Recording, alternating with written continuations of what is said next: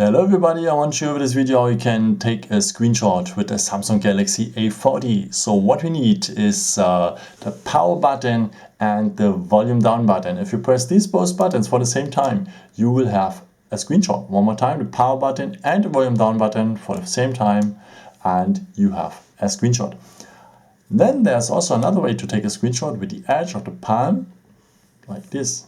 You have a screenshot as well, as you can see. One more time, like this.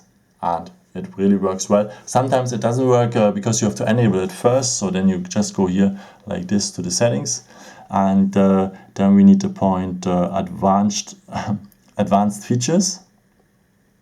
Then we need to point motion and gestures.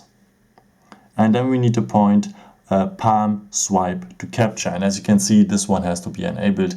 And if it is like at mine, then it works very well. So where to find the screenshots after, of course, at the gallery, and here they are, the screenshots, and also at the category albums, it has its own folder named screenshots.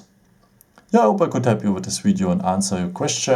And if you want, you can leave me a nice comment or give me some thumbs up. Would be very, very helpful for my videos. So thank you so much for. And yeah, I've created also some other videos if you're interested in, or may just subscribe me.